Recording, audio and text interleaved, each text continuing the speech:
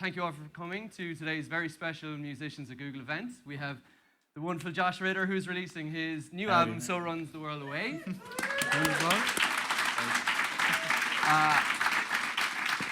We are very lucky that Josh is actually here. Josh managed to get into Dublin this morning at 9 o'clock, was it? Yes, yeah. He's probably extremely jet lagged, but is still extremely kind to come in and play for us all. So Josh, just before you play a few tracks from the new album, we're just going to have a quick chat. Sure, really.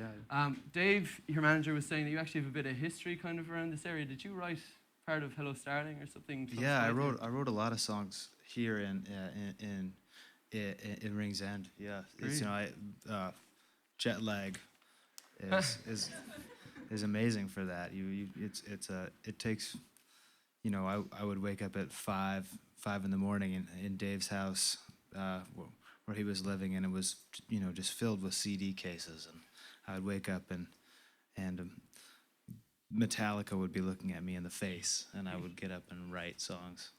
So we'll just have a quick chat about the new album. Sure. So on your website, you said that this was by far the most difficult album for you to make. In what way was it so tough to make? Well, I don't really believe in tortured art. I think that most of the time, if you're happy, you make good stuff that can, just because you're happy doesn't mean you write happy songs. But if you're content, things will come out one way, and if you're kind of battering your head against a wall, things will come out another. Sometimes any good work is you do an enormous amount of work just to get to the spot where it starts to feel a little bit more effortless, and that anything that's kind of done that is done elegantly had a lot of work that went into it. I feel that's something that I learned with this record, and I don't know, it's probably something you guys do quite a bit of yourself, That tumbleweed, just like. You mentioned that you had this kind of creative blockage for a while, and that the Curse, the third song on the album, seems to have been the thing that got the creative juices flowing again. Yeah. Well, I grew up in Idaho, in a place pretty far out of town, and I moved to New York, and I wasn't prepared for living in a city with so many dump trucks. They go by the window like a parade, maybe 30 a night, I feel like, and I was used to hearing other sorts of sounds outside. So I would wake up in the night with these dump trucks going by, and I'd felt like I had writer's block forever. I never believed in anything like writer's block. I never thought that was a thing, and I sort of scoffed at it, and then I got it, and nothing I wrote felt right, and everything was feeling. I felt terrible, and then one night, 30 dump trucks went by, and I woke up, and I had this idea for this story about a mummy who comes to New York, and he's, and he falls in love with an archaeologist, and so. And the album flowed from there then. Yeah, it was obvious. There's a lot of sort of, I get a sense of loneliness or something from the album. A lot of the characters in some of this, like Southern Pacifica, and they're staring out into an abyss, kind of separated from. Yeah. Was that a reflection of the sort of writer's block that you were having at the time, either directly or indirectly? I think once I got that song, once I got the Curse, and I wrote it in the bathroom, I was sitting on the edge of the tub, writing really quietly. And but then after that, I realized what I really liked about a lot of songs and a lot about the stuff that I was reading, a lot of books that I was reading, was it always felt like everything was on the precipice, and maybe bad things were about to start happening, but they hadn't quite happened yet. But they were all about, that's what I like in good fiction and in other things, the chance that something, the tenseness. Yeah. I mean, you got married roughly this time last year. Yeah. Do you think that? Thank you, Wikipedia. Do you think that there's that sort of being in a stable and strong relationship like that gave you the confidence or the foundation to explore those themes of unease and loneliness? Do you think you'd have been able to do that, say, if you were on your own in the world or something? I think that I'm just speaking for myself, and but I do think that getting married has made me smarter. You know, I don't not in like, and that's not saying that there was nowhere to go but up there, but there was you can concentrate on other things. You know, this album to me like kind of sounds. It's a big sonic leap forward. I think it's like, I know Peter Murphy in Hot Press this week describes it as being really like Mercury Rev's Deserter songs. Yeah. And it's kind of, I think that's a really good comparison. But how much of that, you have the same producer for the second album in a row. Does that allow you to kind of get your vision across to what you want like more easily, or? Yeah, well, for one thing, just being with the same group of people for such a long time, I've played with the people in my band, some of them for over a decade, from the time I was in the middle of college, and those common experiences are much more important than being able to talk in a musical theory language, and you can describe a chord progression, but if you have a common experience that surrounds it, maybe you drove 15 hours listening to one record, because it was stuck in the van, everybody knows that such and such a sound, and you can describe that and say that you want that, then we all know what we're going for, rather than so. And this is the first time I've ever worked with the same producer twice, and it's an amazing experience. I love it. I'd rather play with my friends than anybody else. Absolutely. Well, would you be kind enough to play us a few tracks? Sure. Yeah. Thank you very much. Thanks Josh Ritter, everybody. All right.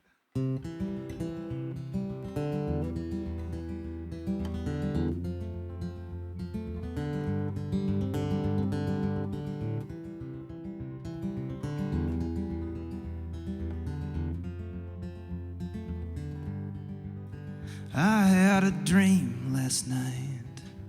I dreamt that I was swimming in the stars up above, directionless and drifting, and somewhere in the dark were the sirens and the thunder, and around me as I swam, the drifters who'd gone under. Time, love, time, love, time, love.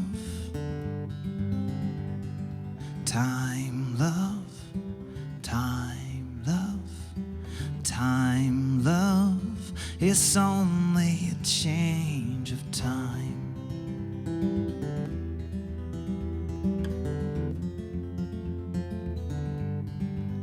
I had a dream last night, and rusting far below me, battered hulls and broken hardships, Leviathan and lonely. I was thirsty, so I drank, and though it was salt water, there was something about the way it tasted so familiar. Time, love, time, love, time, love, time, love, time. Time, love, it's only a change of time.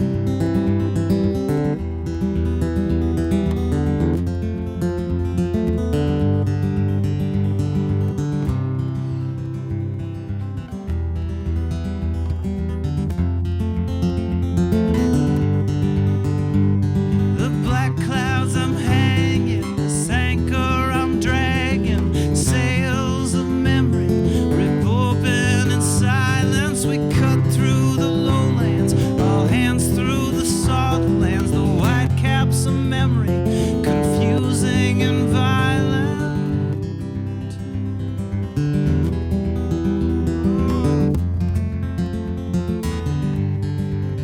I had a dream last night, and when I opened my eyes, your shoulder blade, your spine, were shorelines in the moonlight, new worlds for the weary, new lands for the living. I could make it if I tried. I closed my eyes, I kept on swimming. Time, love, time, love, time, love. Time, love, time, time, love. It's only a change, the rough seas, they carry me wherever I go. soft saints that carry me wherever I go.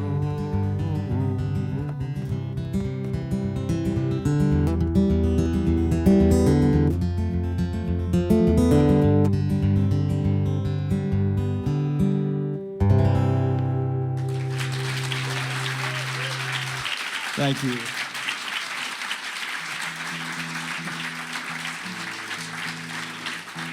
Thanks a lot. Awesome. Great. I was supposed to be here earlier this week, but Iceland. So, and you know, then I didn't want to go. I sort of thought a few other people should go first. So, then I got on the plane and spent most of the time last night kind of helping the pilot, like look out for ash. Harrowing. And it wasn't a really nice plane either. It was not the plane you'd want to go down in, you know.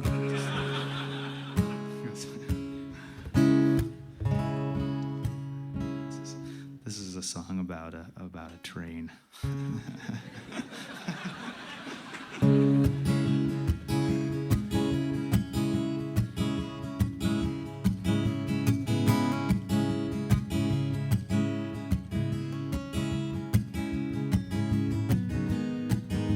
Southern Pacific, red, white, and blue. Where are we running to?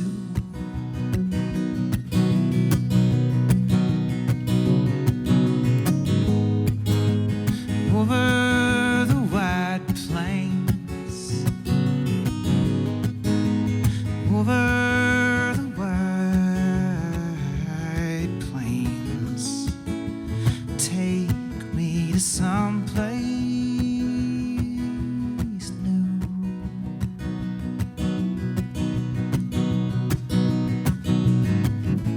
Remember me to Roxanne, you know she's still lovely. Tell her I was on the move the last time you saw me, that you only saw the back of my head.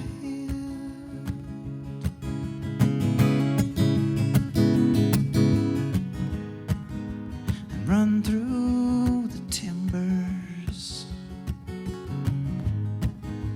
and I'll breathe the dust of cosmos and wild rosebud.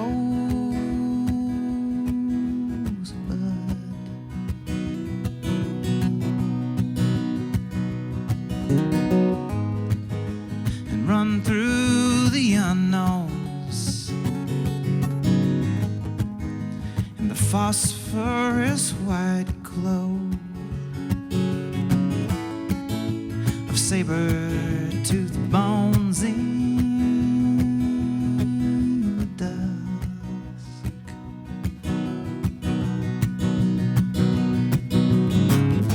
Remember me to Roxanne, you know she's still lovely.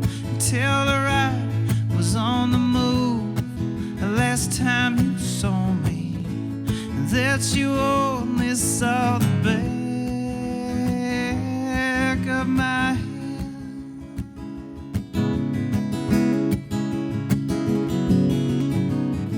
Remember me to Roxanne, you know she's still lovely.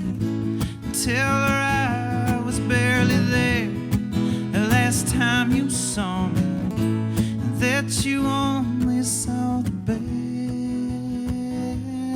of my head.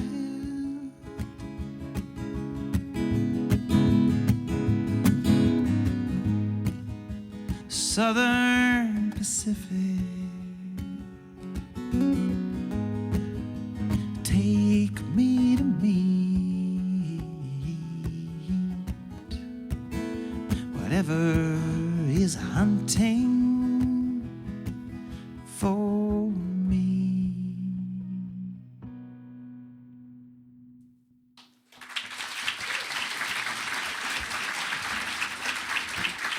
Thank you.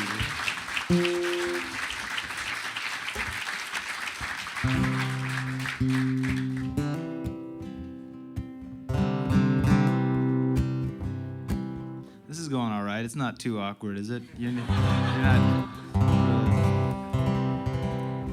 You all have key cards, so you can get out if you want. I'm here.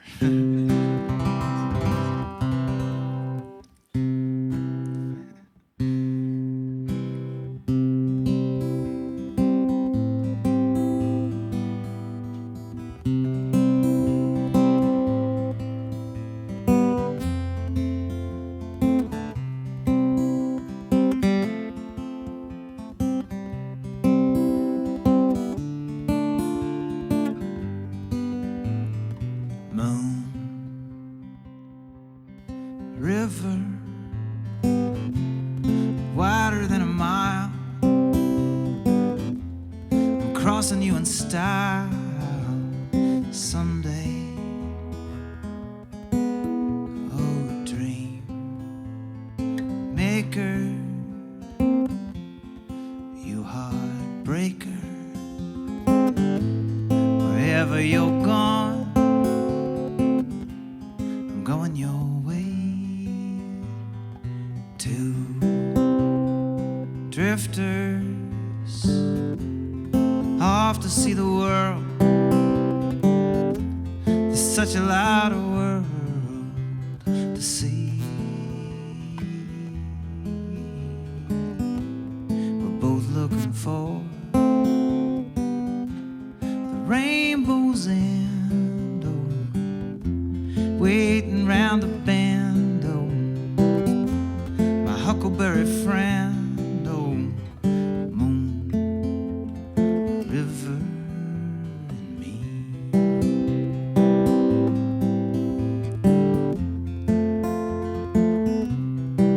I didn't write this.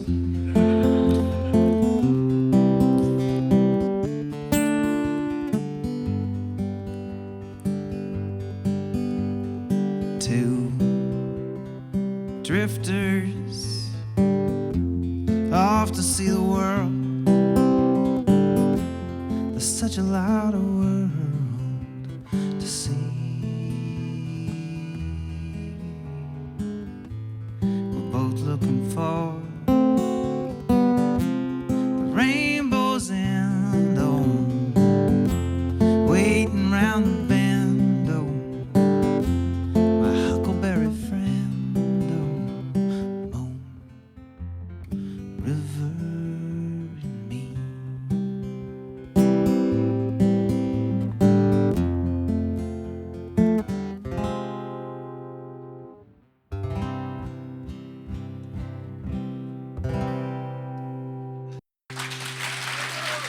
Thank you.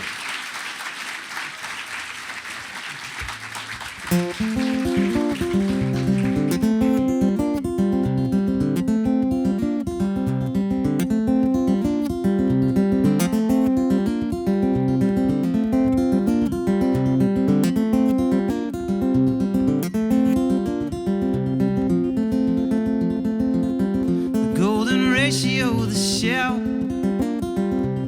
the stairs ascending round themselves.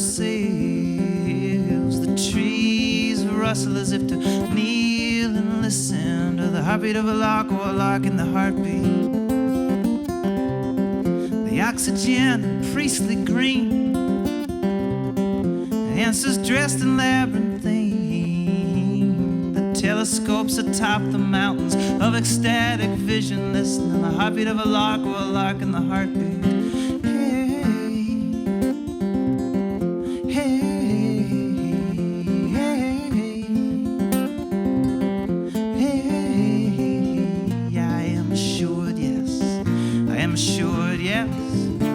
Assured that peace will come to me, a peace that can, yes, surpass the speed, yes, of my understanding and my need.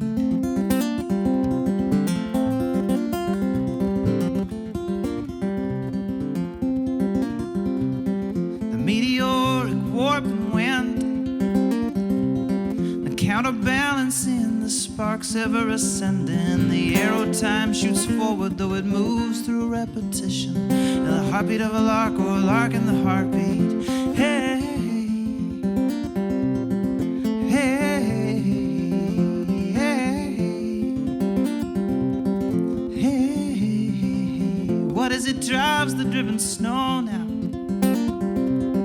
Upon whose temples will I rest my weary hopes now?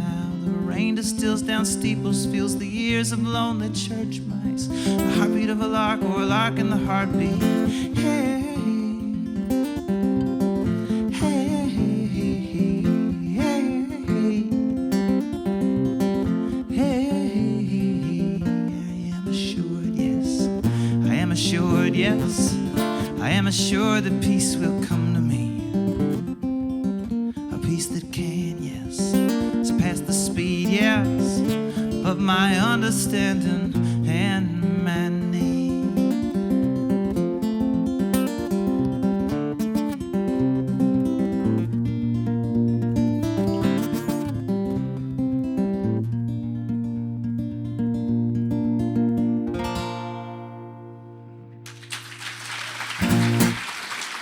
Thank you.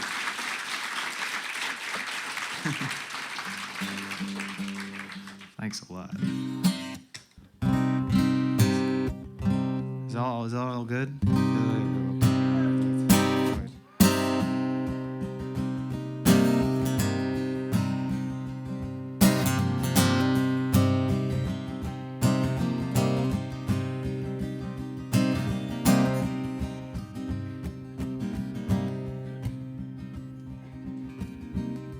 There was a time I had the right key. Rolled the tumbler, slid the bowl on every wandering eye I caught.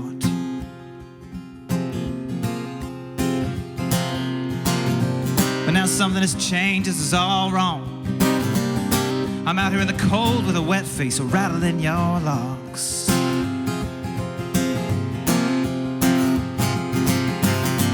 There ain't nothing new about the world that I ain't learned from just a standing here in this spot. There ain't nothing new about the world that I ain't learned from just a watching you go by.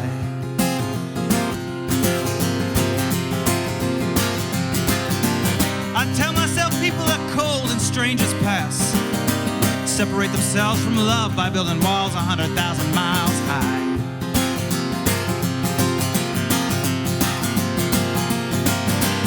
Frostbite and heart sickness, ain't either one of them so bad if you can understand the reason why.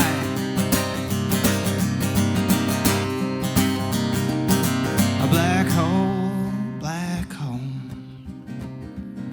are your eyes as empty as they look?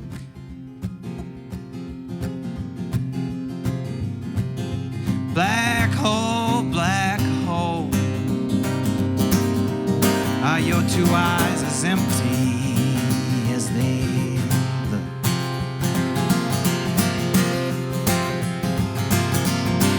All along I thought I was giving you my love, but you were just stealing it. Now I want back every single thing that you took.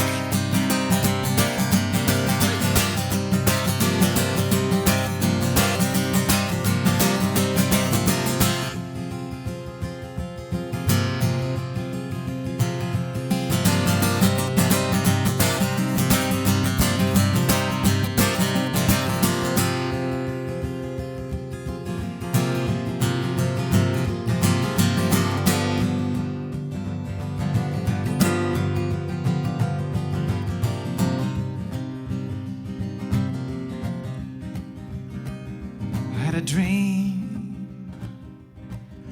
dream where I was dying, but it wasn't a nightmare, I was peaceful as I fell.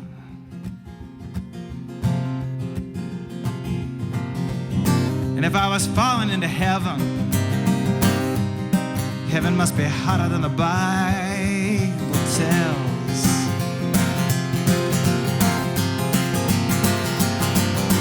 I woke up sorry I was living.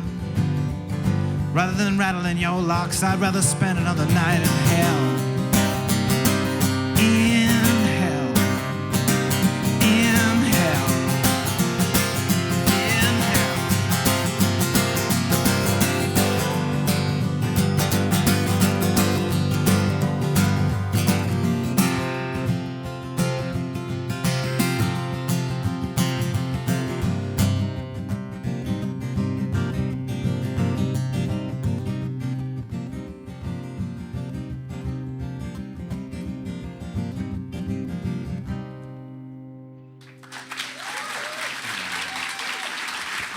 Thank you very much.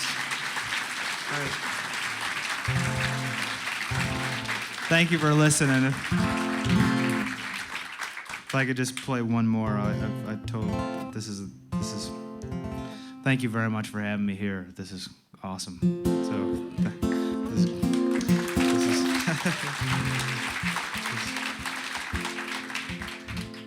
this is a. I noticed that a lot of the really good folk songs are from Ireland. You know, where, you know, terrible things happen and then the song is over. You know, there's no moral. One of the things I noticed in looking at a lot of folk songs is that they come over to America and then they always tag a moral at the end. Except for the few that are out there that don't get touched. So I always like that because, you know, there's a dog and the dog is running and then the guy like hits the ball into the dog's mouth and the dog falls down and dies and the island explodes in flames and then the song is over. It's like a Cameron movie. This is a song. This is called The Curse.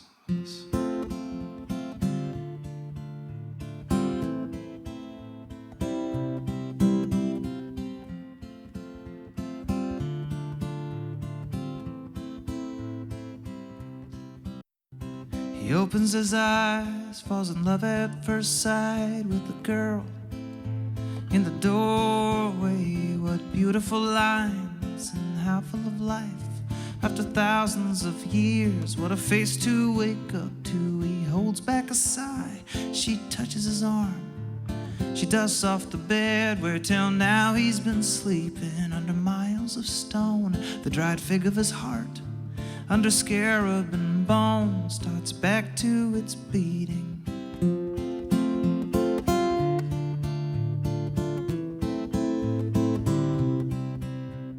She carries him home in a beautiful boat. He watches the sea from a porthole in Stowage. He can hear all she says as she sits by his bed, and one day his lips answer her in her own language. The days quickly pass. He loves making her laugh. The first time he moves, it's her hair that he touches. She asks, "Are you cursed?" He says, "I think that I'm cured." Then he talks of the Nile and the girls in bulrushes.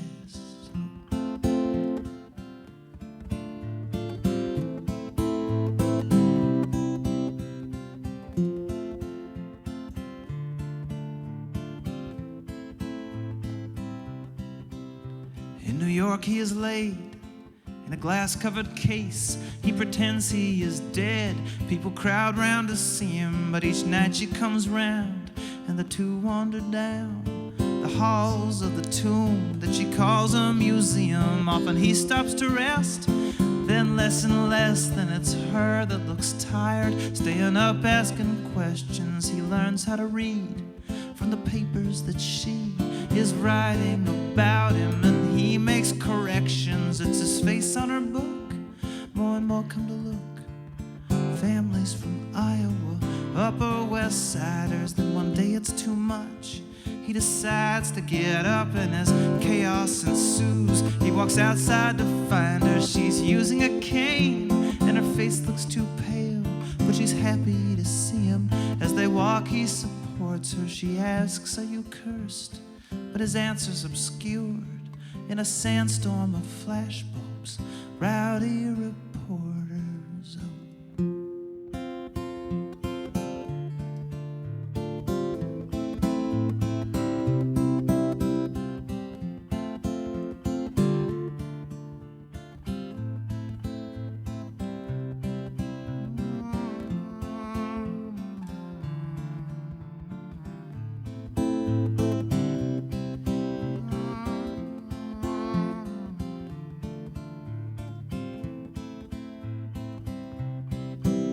Such reanimation, the two tour the nation. He gets out of limos, he meets other women. He speaks of her fondly, their nights in the museum. but it's just one more rag now he's dragging behind him. She stops going out, she just lies there in bed in hotels and whatever towns they are speaking. Then her face starts to set and her hands start to fold, and one day the dried figure of her heart stops its beating.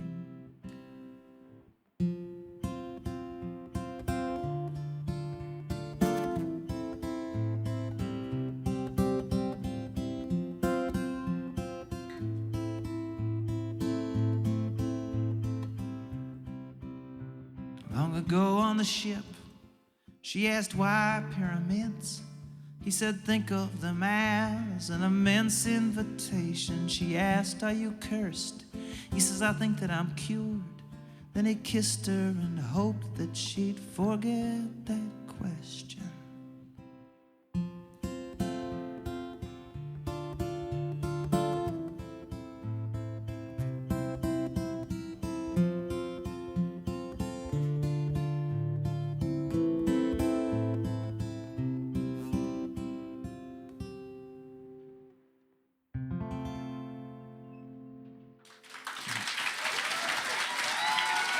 Thank you very much. Thanks for having me here. This is cool. Thank you very much.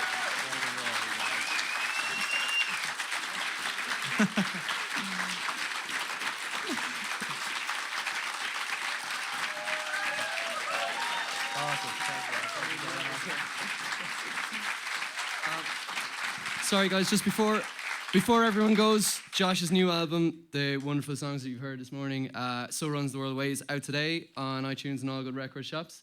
Josh is playing the new Grand Canal Theatre next Tuesday, I think, but if you don't have a ticket, tough, because it's sold out. However, tickets have gone on sale, I think, this morning for Josh's gig in the Ivy Gardens on July 18th. So go to.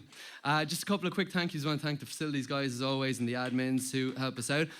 I just want to make a very quick point of saying that the reason that these events have been so successful is down mainly to two guys, Mark and Idas. And I don't think anyone realizes just how good they are at their jobs. It's absolutely fantastic. They've been the single reason that this thing has been so successful. So I want to give them a special round of applause.